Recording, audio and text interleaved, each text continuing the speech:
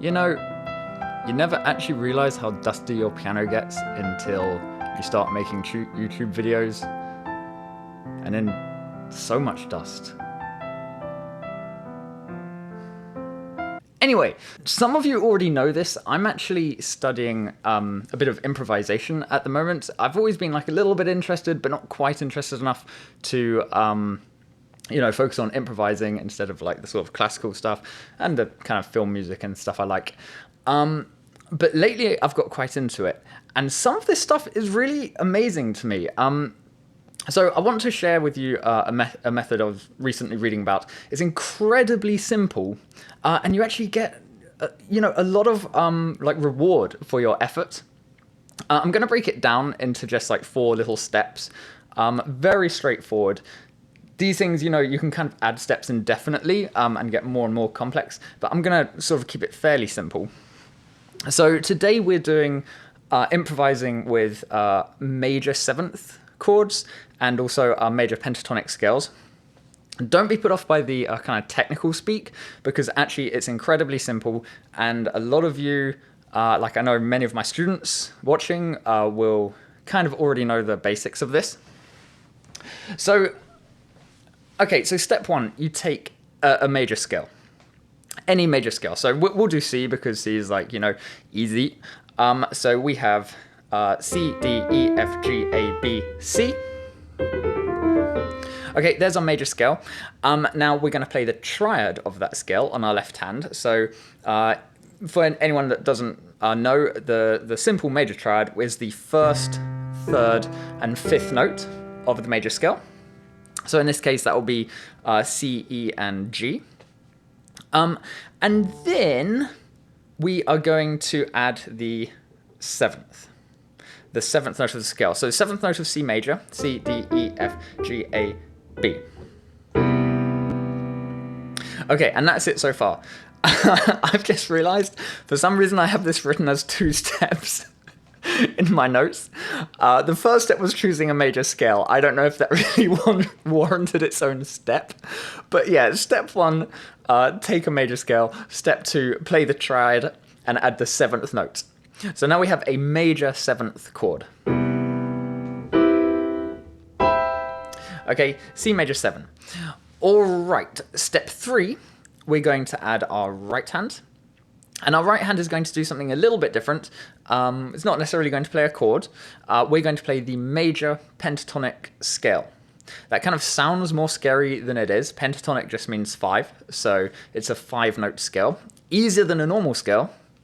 So our pentatonic scale for C is going to be the 1st, 2nd, 3rd, 5th, and 6th note.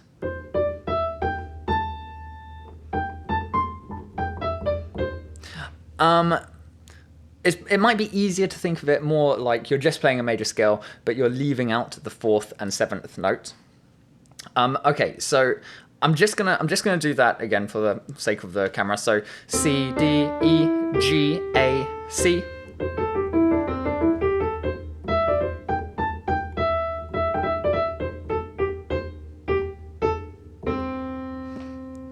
Okay, so literally just that little scale. I'm sort of bouncing around there, messing around with it. It's all pretty random. And now, just to sort of demonstrate that so far, we're going to play our major 7th chord. Like it. It's sort of really bluesy. And then we're going to play our pentatonic scale with it.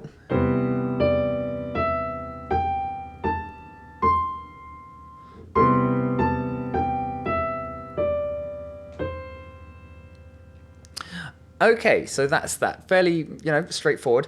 I will just do it a little bit, sort of a little bit less static. So really, really simple improvising. I'm going to play the chord. I'm going to play the scale again, but I'm going to sort of try and turn it a bit more into a melody and not just a scale.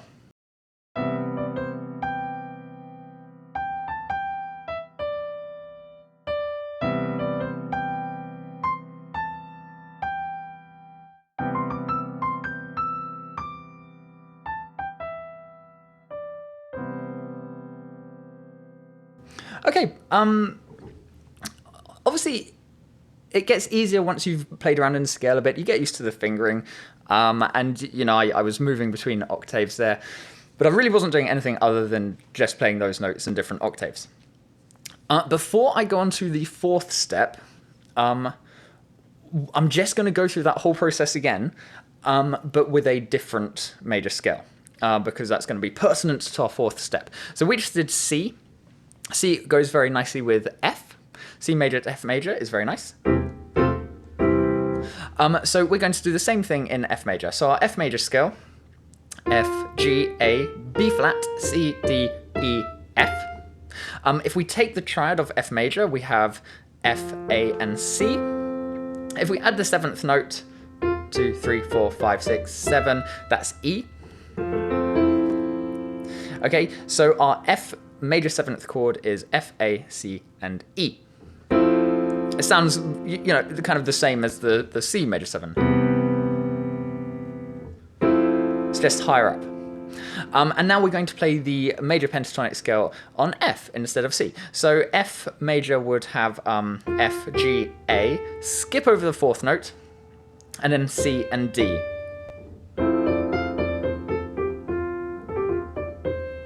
So it's exactly the same thing that we were doing before, just now we're in a different scale.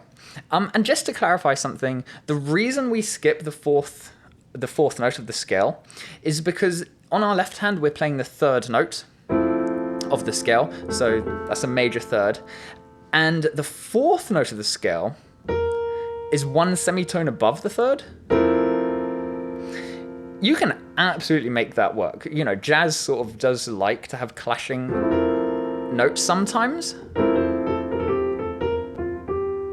but it just makes things a little bit less clean. And if there's any doubt, you probably want to avoid doing that. You can add stuff like that in later. So yeah, there's our third, B flat, our fourth. They're right next to each other, so they don't sound too good. That's why we leave it out. As for the seventh note, honestly, sometimes I add the seventh note in. It sounds perfectly good. But officially, the pentatonic scale is just 5 notes. Okay, so now I can go on to step 4, because step 4 is taking your major seventh chords and your major pentatonic scales, and you start to change keys. So I'm going to start in C. I'll do the kind of scale. I'll keep it simple. Then we're going to switch to F and do the same thing. Back to C.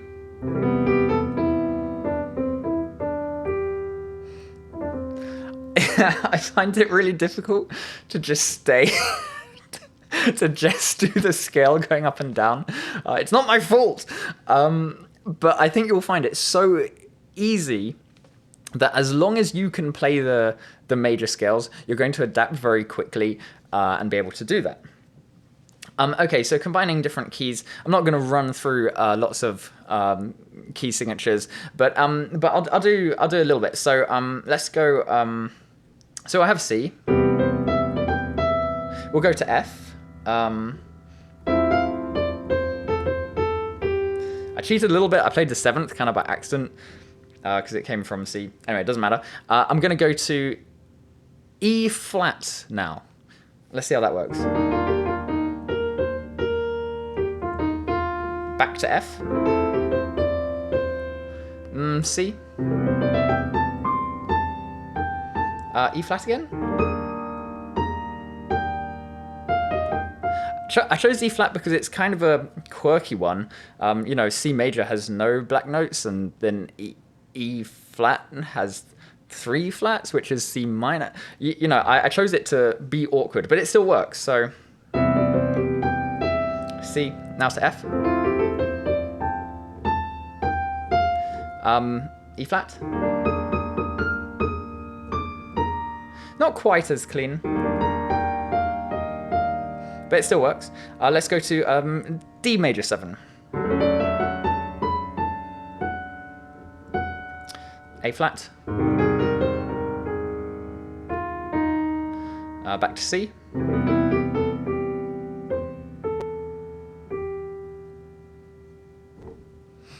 Okay, so I was moving pretty erratically and randomly there.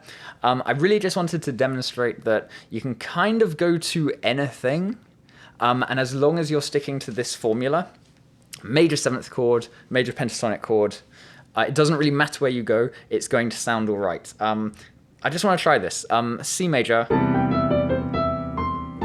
to F sharp major,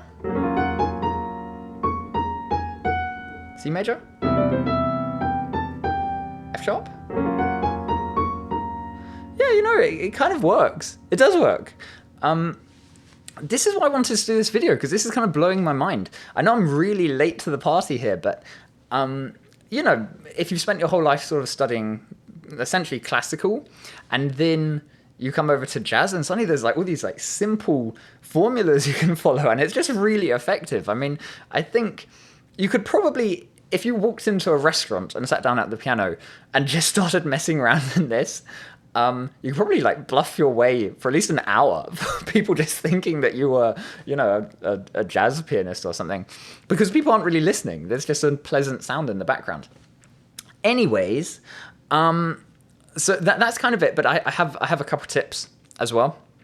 So firstly, let's take our major seventh chord. And now let's make it a bit more interesting just by breaking it up. So one example, bass note first, and then the rest of the chord.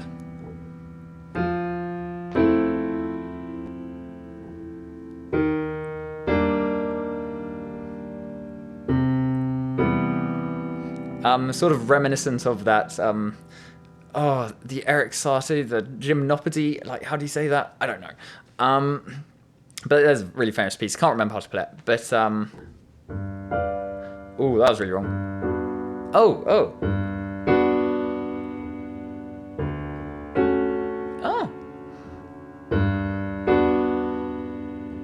Anyway, sidetracked. It sounds a bit like that. Sort of a poor man's Eric Satie. Anyway, another example would be breaking them up like this. Ooh, that's slightly Christmassy vibes. Let's do the key change.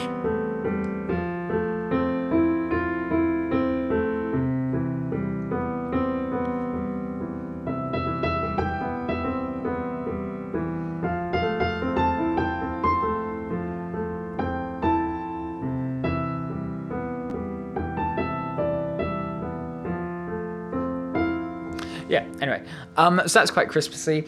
If you're feeling a bit more ambitious, if you're comfortable making a jump, you can even move that bass note lower.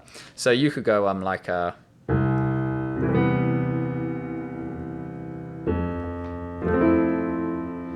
let's try...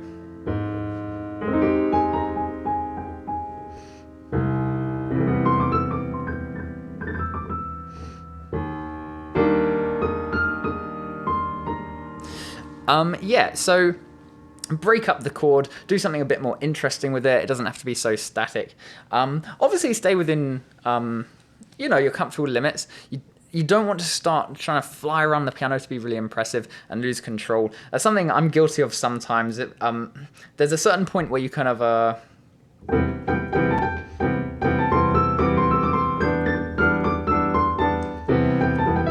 like, I don't know, you have this idea in your head that because there are these jazz pianists who can go really fast and alternate between keys like really easily, and you sort of want to imitate that. I try to avoid it. That is my other tip, in fact. To go really slow. I say this a lot. You go really slow and you really, really try to hear a melody. It's going to sound way better. It's going to sound much more impressive being slow and controlled than fast and kind of out of control. Yeah, I mean, I've already kind of done it, but you know, if I'm going to listen, I'm going to choose a random note,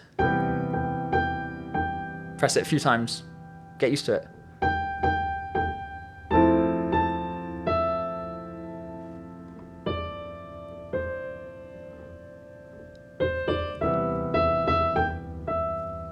Now, I'm not saying that's super easy. it takes a bit of practice to be able to hear something in your head and anticipate it, and then sort of know how to replicate that on the piano. I'm not very good at it. I only have a small amount of skill in that area. But I did recently read a tip on improving that, which I haven't really tried, but it sounded like a convincing tip. This book I was reading said, try to hum. If you really can't do it, sort of play your chord, maybe give yourself a starting note. Dum. And then try to hum what you want to play. Dum, dum, dum. Dun, dun. Da, dum. Dun. Change. Yeah, dun, dun, dun. Yeah, I mean, I can do it sort of staying on the white notes, staying within the major scale.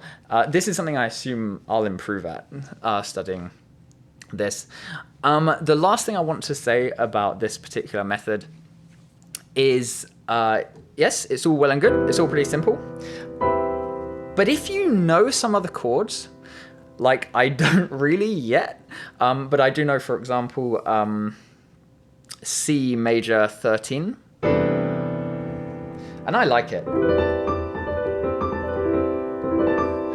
I like that. So, you know, maybe I would want to play my my C major pentatonic, and then let's see if it works. Let's throw in my major 13th.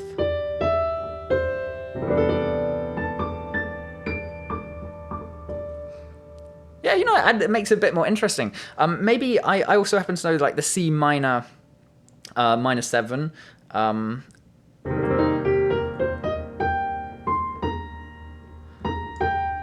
Let's go to F major 7. Now to C minor 7.